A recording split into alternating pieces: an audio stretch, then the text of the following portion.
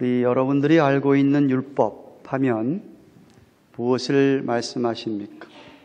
보통 율법 하면 모세오경, 구약성경 창세기부터 신명기까지의 5권을 토라, 율법이라고 말합니다. 넓은 의미로 어떤 분들은 율법하면 구약성경 전체를 생각하는 분들도 계시지만 일반적으로 율법하면 모세오경을 가리킵니다. 더 좁은 의미로 율법하면 레위기서와 출애굽기서에 나타난 정말 하나님께서 모세에게 특별히 주신 여러 가지 구체적인 계명, 법들과 그리고 십계명과 같은 것을 말합니다. 그런데 우리 성도들 가운데 율법을 말하면 좀 이렇게 부정적으로 생각을 하시는 분들이 계십니다. 오히려 은혜 이야기하면 긍정적으로 좋게 생각하고 여기는 분들이 많습니다. 그래서 때때로 율법을 아예 무시하고 은혜만을 강조합니다. 구약 시대에는 율법이 다스렸다면 신약 시대는 은혜가 다스리는 시대니까 아예 율법은 무시하고 은혜만을 필요하다라고 말씀하면서 말입니다. 그런데 율법이 없이는 하나님의 은혜를 온전히 깨달을 수가 없습니다. 사실 예수님께서도 첫 설교인 산상수훈 설교 가운데 마태복음 5장 17절에 이렇게 말씀하셨습니다. 내가 율법이나 선지자를 폐하려 온 줄로 생각지 말라. 폐하려 온 것이 아니요 완전케 하려 함이로라 라고 하셨습니다. 자신이 이 세상에 오신 것은 율법을 없애버리기 위한 것이 아니라 율법을 성취하고 율법을 온전케 하기 위하여 오셨다라고 말씀합니다. 자신이 율법을 완성하기 위하여 오셨다라는 말입니다. 그러므로 우리는 율법을 배워야 합니다. 율법을 통하여 하나님이 어떤 분인지를 잘 알아야만 합니다. 율법을 잘 알면 알수록 하나님이 어떤 분인가를 잘 알 수 있습니다. 그리고 율법을 잘 알면 알수록 하나님의 은혜가 얼마나 큰지도 깨닫습니다. 물론 우리는 율법을 다 지킬 필요는 없습니다. 십계명을 비롯한 몇 가지 남겨주신 도덕적인 계명들은 우리가 당연히 지켜야 하고, 아니 더 이상 하나님의 뜻을 따라 우리는 순종하고 나아가야만 합니다. 성경에 보면 특별히 사복음서에 아기 예수에 대한 스토리는 그렇게 성경에 많이 없습니다. 누가만 조금 더 많이 있는데 오늘 본문에서는 이 아기 예수에 대한 어떤 스토리 가운데서 아주 중요한 진리를 가르쳐주고 있는 본문입니다. 물론 아기 예수의 육신의 부모인 요셉과 마리아가 한 행동에 관한 참 그 믿음으로 한 행동에 대하여서 우리가 받는 교훈입니다. 특징은 우리가 읽은 이 4구절밖에 안 되는 구절에 하나님의 말씀, 율법이라는 것이 계속 반복되고 있다는 사실입니다. 22절 말씀을 보십시오. 모세의 법대로, 모세오경 얘기하는 겁니다. 모세의 법대로. 또 23절에는 주의 율법에 쓴 바, 23절에 또 24절에는 주의 율법에 말씀하신 대로 계속해서 구절마다 주의 율법을 이야기하셨는데 27절로 내려가 보시면 부모들이 율법의 전례대로, 율법의 규례대로 성전에 들어갔더 행하고자 했다라고도 이야기하고 있고, 이 2장 전체의 스토리를 마감하는 트랜지션하는 39절도 보시면 부모들이 또 주의 율법을 쫓아 모든 일을 필하고 갈릴리로 돌아가 본 동네 나사렛에 이르렀다라고 성경이 기록하고 있습니다. 즉 요셉과 마리아는 하나님의 말씀을 따라 예루살렘에서 모든 일을 감당하고 갈릴리 나사렛으로 돌아갔다는 것입니다.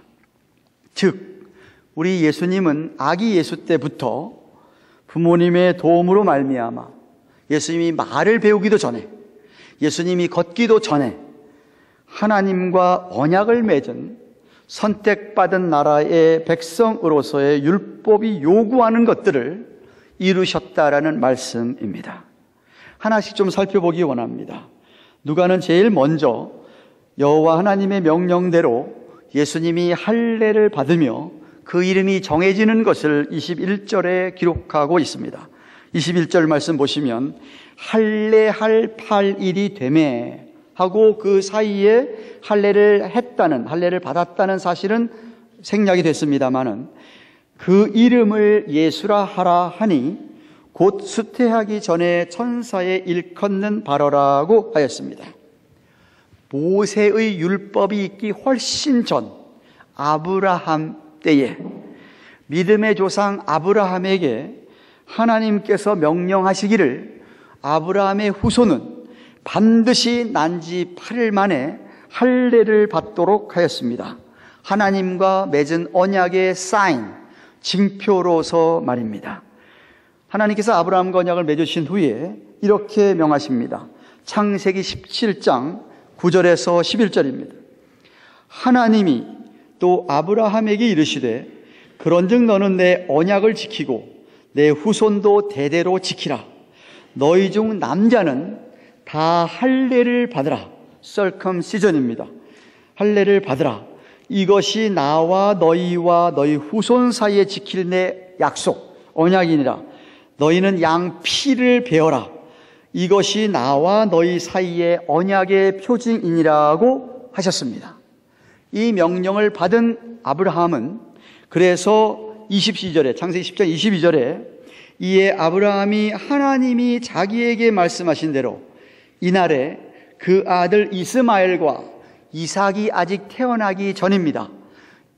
하갈로부터 태어났던 아들 서자 이스마엘, 그 이스마엘도 할례를 해야 됐는데 이스마엘과 집에서 자라는 모든 자들, 노예로 산 모든 자, 다시 말하면 아브라함의 권속, 가족의 모든 속한 남자, 모든 남자를 데려다가 그 양피를 베었다라고 성경이 기록하였습니다.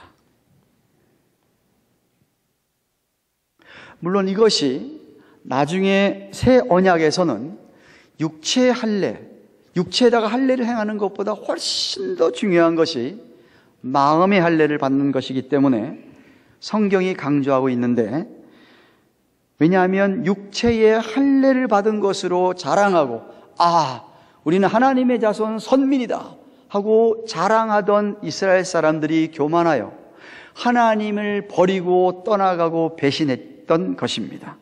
그래서 눈물의 선지자 예레미야는 그들에게 이렇게 외친 적이 있습니다. 예레미야서 4장 4절입니다. 유다인과 예루살렘 거민들아, 너희는 스스로 할례를 행하여 너희 마음 가죽을 베고 그랬습니다. 여기 할례는 심령의 할례, 마음의 할례를 가리키는 겁니다. 육체적인 할례 행했다고 자랑하고 그것으로 끝난 게 아니다. 마음 가죽을 좀 베어라. 나 여호와께 속해라. 그리고 나서 여기 속해라. 그렇지 아니하면 너희 행악을 인하여 하나님을 버리고 저버리고 우상을 섬기고 한 이런 모든 그런 것들 인해서 나의 분노가 불같이 발하여 사르리니 심판하리니 그것을 끌 자가 없느니라고 예레미야 선지자가 외쳤습니다. 그러고 나서 33장에 가서 새 언약을 말씀하시는데 31장 33절 이렇게 예레미야 얘기합니다. 나 여호와가 말하노라. 그러나 그날 후에 내가 이스라엘 집에 세울 언약은 이러하니, 새 언약을 가리키는 겁니다. 내가 나의 법을 그들의 속에 두어, 나의 하나님의 법을 그들 속에 두어 그 마음에 기록하여 나는 그들의 하나님이 되고 그들은 내 백성이 되리라고 하였던 것입니다. 육체에 할례 받은 것만으로 가지고는 안 되는 것이었습니다. 그래서 후에 오순절에 성령의 강림 이후로부터 모든 믿는 자가 성령 세례를 받게 되고 그 성령이 그들의 심령에 인을 치게 되어서 그 마음에 정말 할례를 받도록 하게 했던 것이었습니다. 하여튼 요셉과 마리아는 하나님의 명령대로 아기 예수에게 할례를 행하게 했습니다. 물론 예수님은 죄가 없으신 분이시기요 하나님의 아들이기 때문에 할례를 할 필요가 없는 분입니다. 그럼에도 불구하고 할례를 받으셨습니다. 여기에 중요한 의미가 있습니다. 바로 서론에 언급한 대로 우리 예수님은 율법을 피하기 위하여, 율법을 필요 없다고 하기 위해 오신 분이 아니고 율법을 성취하고 완성하러 오신 분이기 때문이어서 그랬습니다. 또한 예수님은 참 하나님이시자 참 사람이었기 때문에 할례를 받으셔야 했습니다. 그리고 저와 여러분, 예수 믿는 우리들을 속량, 구속하시기 위하여서도 할례를 받으셨어야 했습니다. 바울은 갈라디아서 4장 4절 5절에 이렇게 얘기합니다. 때가 참에 하나님이 그 아들을 보내사. 구약이 거의 끝나가고 말라기 선지자의 마지막으로 400년 동안의 이스라엘의 암흑기가 지난 다음에 때가 찼다 이 말입니다. 그래서 그 때에 그 아들을 보내사 여자에게서 나게 하시고 마리아의 몸을 빌려서 나게 하시고 율법 아래 나게 하신 것은, 다시 말하면 참 사람으로도 오신 이유는 이 소리입니다. 율법 아래에 있는 자들, 저와 여러분들을 속량하시고 우리로 하여금 아들의 명분을 얻게 하려 하심이니라 라고 하였습니다. 저와 여러분들을 속량하고 하나님의 아들로 명분을 얻게 하기 위해서 우리 예수님이 이 땅에 오셨고 여자의 몸에서 나셨고 그렇게 할례까지 받으셨다라는 말씀입니다. 믿으시기를 바랍니다. 우리 예수님은 나중에 세례도 받을 필요가 없는 분이십니다.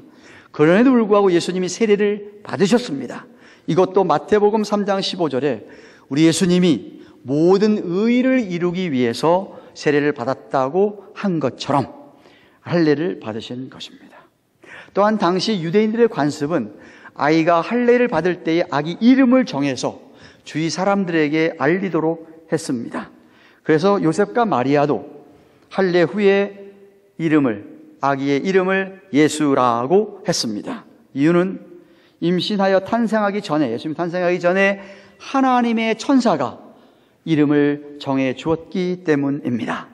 마태복음 1장 21절에 요셉이 아내가 임신했다는 이야기를 듣고 설랑하네 가만히 끊고자 했을 때에 꿈에 아마도 가브리엘 천사로 여겨지는데 천사가 나타나서 두려워하지 말고 마리아를 받으라.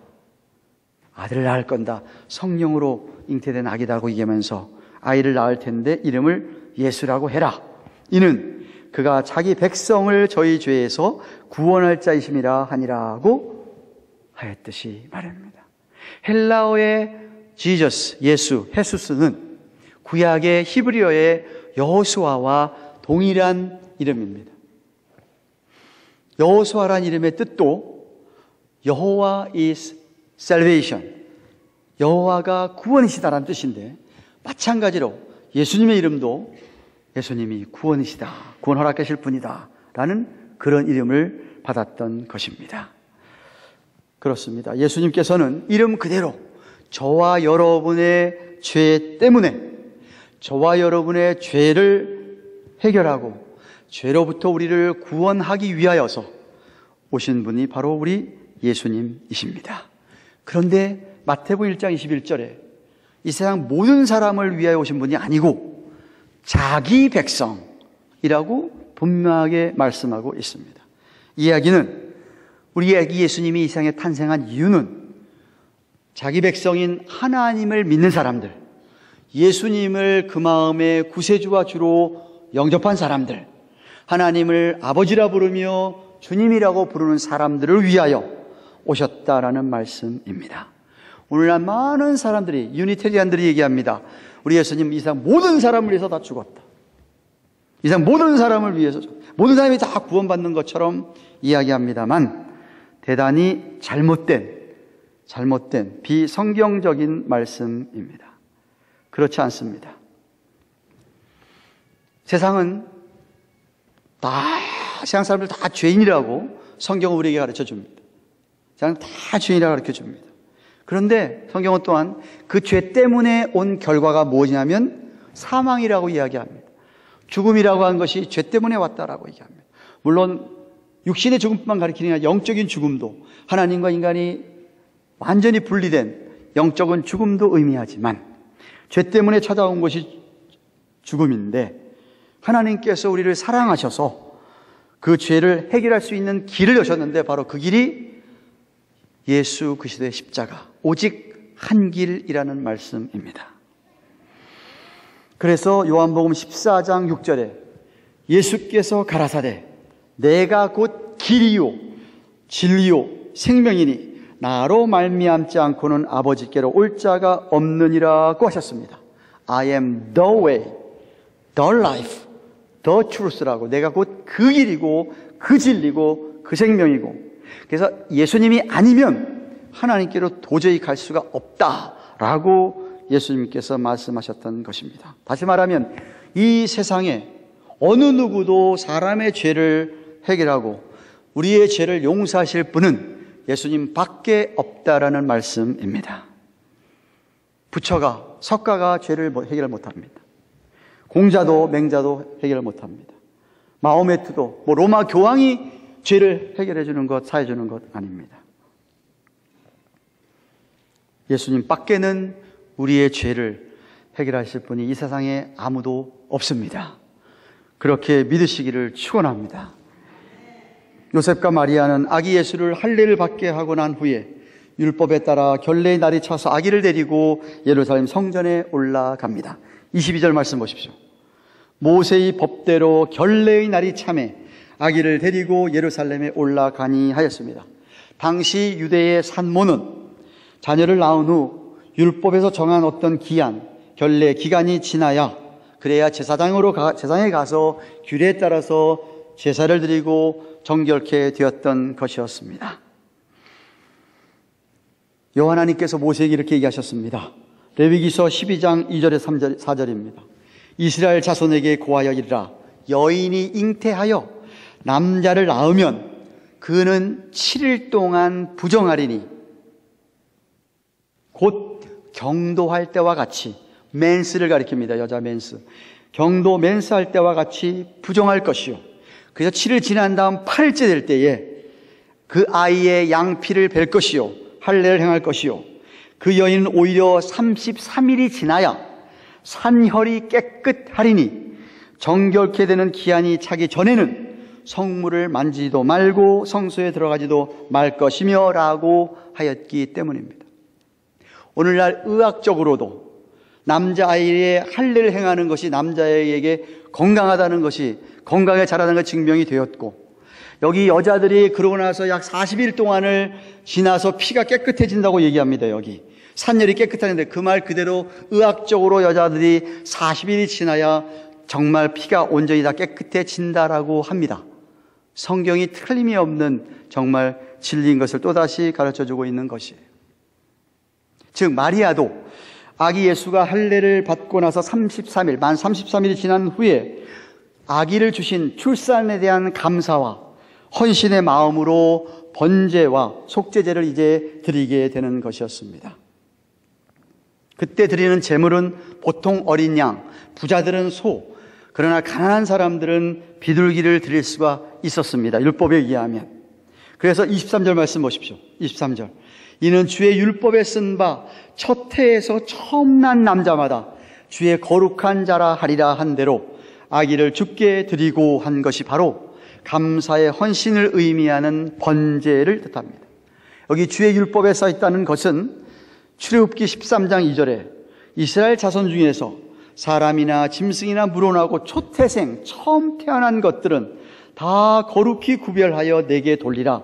이는 내 것이니라고 하신 말씀입니다. 하나님께 속한 것이라는 뜻입니다. 그래서 요셉과 마리아가 아기 예수를 인하여 감사하며 하나님께 바쳤던 것입니다. 마치 한나가 아기를 못 낳아서 어려움을 겪다가 기도와 기도 끝에 하나님이 주신 사무엘을 나신이로 구별하여서 하나님께 바친 것처럼 지금 아기 예수를 하나님께 드리는 것이었습니다. 사실 우리가 하나님께서 허락하신 우리 아기들에게 유아 세례식을 받게 하는 것, 유아 세례를 받게 하는 것도 바로 이 할례, 옛날에 구약 이스라엘 백성들이 아브라함에게 하나님께서 그렇게 명하셨듯이 구별된 당신의 아브라함의 후손, 믿음의 자손, 언약의 자손이라고 하는 징표, 사인으로 할례를 행했듯이 오늘날도 저와 여러분의 주신 하나님의 아기들을, 우리의 아기들을 정말 하나님께서 믿음의 자손으로, 아브라함의 후손으로, 언약의 자손으로 우리가 키우겠다라고 작정하고 감사하는 마음으로 유아 세례식을 받는 것입니다. 거기에는 또 한 가지 포함되어 있는 것이, 여기 오늘 이 요셉과 마리아가 했던 것처럼 이 아기를 하나님께 바치겠습니다 라는 의미도 유아 세례식에 포함되어 있는 것입니다. 우리는 우리의 자녀들을 다 하나님께 바쳤습니까? 정말 우리 아이들을 향하여서 하나님 뜻대로 하옵소서 하고 하나님께 다 우리 아이들을 온전히 맡기시고 사십니까? 아니면 내 아기니까, 내 자녀니까 하고 내가 우리 아이들을 컨트롤하려고 하십니까? 곤란합니다. 저와 여러분은 부모로서의 청직일 뿐이지 우리 아이들 우리 것이, 우리의 소유가 아닙니다. 하나님의 소유입니다. 믿으시기를 축원합니다. 우리 거 아니에요. 우리 마음대로 하는 거 아니에요. 하나님께서 알아서 해주도록 우리는 돕고 맡은 자로서의 최선을 다해서 아기들을 믿음으로 키울 책임이 있는 것입니다. 사랑하는 가든 교회의 교우 여러분, 이렇게 요셉과 마리아는 하나님의 말씀에 철저하게 순종했습니다. 아기 예수를 정말 말씀대로 할례를 받게 하고 율법대로 33일의 결례날을 지나고 나서는 번제와 속죄 제도 드렸습니다. 하나님께 아기 예수를 바쳤습니다. 산모 마리아도 자신을 정결케 하였습니다. 마치 사가랴와 엘리사벳, 우리가 1장에서 살펴본 제사장 부부처럼 그들은 하나님 앞에 의인답게 행동하였습니다. 누가복음 1장 6절, 이 두 사람이 사가랴와 엘리사벳을 가리키는 말이었습니다. 하나님 앞에 의인이니 주의 모든 계명과 규례대로 흠이 없이 행하더라 라고 한 것처럼 말입니다. 물론 아기 예수도 부모의 도움을 받고 부모와 함께 모든 율법을 준수함으로 모든 의를 이루셨다는 말씀입니다. 그리고 훗날 더 큰 사역인 대속사역, 구속을 위하여 십자가에 죽기까지 순종함으로 말미암아 정말 율법을 완전히 다 이루시고 완성하시고 우리의 본으로 보이셨습니다. 그래서 히브리서 5장 8절 9절에 이렇게 얘기합니다. 그가 아들이시라도 받으신 고난으로 순종함을 배워서 온전하게 되었은즉 자기를 순종하는 모든 자에게 영원한 구원이 되시고 하였습니다. 아들이지만, 능하신 하나님 아버지의 아들이지만 하나님의 뜻에 순종하는 것을 배웠는데, 그래서 온전케 되었는데, 비록 십자가와 같은 그런 엄청난 고난이 앞에 있다 하더라도 그 고난을 잘 감당하면서 온전히 그는 그렇게 십자가에서 사명을 다 마쳤다라는 말씀입니다. 그래서 예수 그리스도를 믿어서 순종하는 우리들, 저와 여러분들처럼 모든 자의 영원한 근원이 되었다, 구원의 근원이 되었다라고 성경이 얘기합니다. 즉 우리의 구원은 예수님의 순종으로 말미암아 이루어졌다라는 말씀입니다. 여러분, 저와 여러분이 받은 구원이라고 하는 것이 아무런 대가 없이 우리에게 주어진 것이 결코 아닙니다. 우리야 거저 믿음으로 받은 것뿐이지만 그 선물은 주님의 통곡의 기도가 있었고, 주님의 눈물이 있었고, 주님의 십자가를 지는 고난이 있었고, 십자가에서 못을 박혀 돌아가시는 그 순종으로 완성된 것입니다. 구원이 우리의 아무 노력 없이 선물로 주어졌다고 해서 가볍게 생각하셔는 안 됩니다. 엄청난 선물입니다. 정말 구원을 소중하게 생각하시기를 바랍니다. 그리고 그 구원을 어떻게, 그 크신 은혜를 어떻게 해서든지 조금이라도 갚겠다는 마음으로 살아야만 합니다. 여러분 자신을 하나님 앞에 다 바쳐졌다는 그런 생각으로 살아야 합니다. 아니, 앞으로도 하나님께서 나에게 주실 은혜를 생각하고 말씀에, 약속의 말씀에 소망을 두고 오늘도 우리는 기꺼이 예수님처럼 말씀에 순종하며 살아야 합니다. 비행기 사고가 제일 많이 나는 때가 이륙할 때 아니면은 착륙할 때라고 합니다. 지난주에 멕시코 가면서 3번을 타고 멕시코에 도착을 했어요. 선교지에 도착을 했습니다. 떴다 내리고 떴다 내리고 떴다 내리고. 비행기 사고가 이륙할 때와 착륙할 때 많이 난다는 걸 알고 뜨기 전에 기도합니다. 주여 지켜주시옵소서. 내릴 때도 기도합니다. 그런데 비행기 파일럿을 컨트롤하는 컨트롤 타워, 관제소에서 파일럿가 안전하게 내리고 뜰 수 있도록 하는 분들이 바로 거기 있는 분들입니다. 거기서 수많은 비행기들이 뜨고 내리는데 컨트롤 타워에서, 관제탑에서 사인을 주어서 이제 내려가도 된다, 이제 떠도 된다라는 사인이 와야만 뜨고 내리는 것입니다. 트럼프 때문에 셧다운 돼가지고 관제탑에 사람들이 많이 모자라가서 어려움을 겪었다는 이야기를 뉴스로 들었습니다. 다만 풀려져가지고 쉬웠습니다. 제가 말씀드린 이유는 파일럿가 사고 안 나고 제대로 운행을 하려면 컨트롤 타워에서 주는 지시들을 따라야만 안전하게 뜰 수 있고 내릴 수 있듯이 저와 여러분들의 삶을 컨트롤 하시는 하나님의 지시를 따라야만 우리의 삶이 안전하다 이 말입니다. 제발 지금은 떠야 된다라고 사인을 주면 떠야죠. 지금 내리라면 내려야죠. 하나님이 주시는 사인이 뭐예요? 하나님이 주신 말씀으로 신약성경에 주신 말씀이 아니겠습니까? 그래서 우리로 하여금 얘야 가라 그럼 가고, 가지 말라 그러면 안 가야 되는 거예요.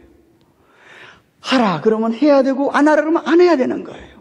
성경 말씀에서 지시한 대로 우리가 살아야 되는 거예요. 이스라엘 백성들의 큰 심판받은 마지막 이유가 뭔지 아세요? 지속적으로 선지자를 보내서 깨우치고 제발 돌아서라 돌아서는데 안 돌아서는 거예요. 안 돌아서니까 결국은 북왕국 이스라엘은 아수르에게 망해버리고 남왕국 유다는 바벨론에 망해버리고 그 이후에도 계속 남의 나라 속국을 사는 거예요. 우리가 때때로 GPS가 정확한 지역을 안 얘기해줘서 이제 얼마 남았다 할 때 어떻게 하다가 지나친 경우가 있습니다. 지나쳐버립니다. 그럼 지나쳐서 그 주소를 다시 오려면 반드시 유턴을 해야죠. 유턴을. 그죠? 유턴을 안 하면 거기에 도착할 수가 없습니다. 이스라엘 백성들이 가다가 잘못 가는 걸 가르쳐주고 잘못 가르쳤기 때문에 그들에게 어려움이 닥쳤다. 유턴을 해야 되는 유턴을 안 하는 거예요. 저와 여러분의 삶에 하나님께서 지시하는데 우리가 안 따르고 가다가 잘못 왔네. 깨우쳐 주시면 사고 나기 전에 유턴을 하셔야 돼요. 유턴을 하셔야 돼요.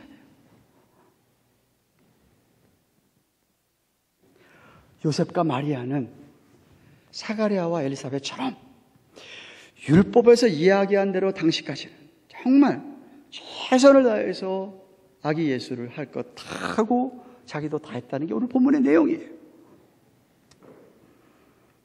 아니 예수님도 아까 예수님도 십자가를 지기까지 순종함을 배워서 우리 영혼의 구원의 근원이 되셨다고 하셨습니다.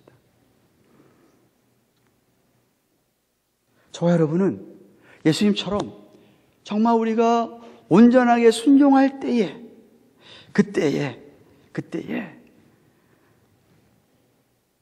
우리로서는 정말 마땅히 할 것 다 한 것이고 하나님이 그때에 우리를 기쁘게 생각하고 필요한 은혜는 물론이거니와 복을 허락하여 주실 줄로 믿습니다. 그래서 성숙한 성도는 늘 자신의 뜻을 내려놓고 주님의 뜻에 순종합니다. 그렇게 순종할 때 좀 고난이 있다 하더라도 말입니다.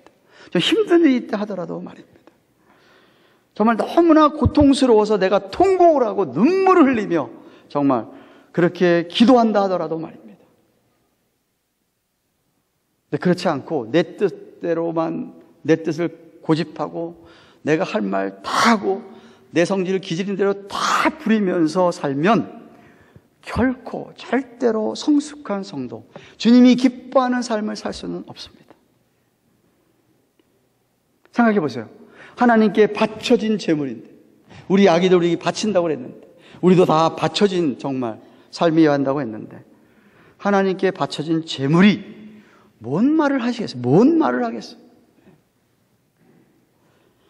하나님 앞에 종인데, 노예인데, 자녀로 우리를 불러주시지만, 우리가 하나님 앞에 무슨 성질을 부리겠습니까? 베드로전서 2장 19절 20절 이렇게 얘기합니다. 애매히 고난을 받아도 하나님을 생각함으로 슬픔을 참으면 이는 아름답지만 죄가 있어서 매를 맞고 참으면 무슨 칭찬이 있겠냐? 오직 선을 행함으로, 선은 하나님의 뜻을 행하는 것을 가리킵니다. 선을 행함으로 고난을 받을 때에 참으면 이는 하나님 앞에 아름다우니라. 아멘? 아멘 하셔야 돼요. 억울해도 힘들어도 정말 말없이 그저 하나님이 그렇게 말씀하셨으니까 내가 말씀 따라서 이때 순종해야지 하고 온전함으로 이루는 그런 참된 성도의 모습이 아름다운 것이고 하나님께 영광이 되는 것입니다. 그런 은혜가 저와 여러분에게 있기를 주님의 이름으로 축원합니다. 기도하십시다.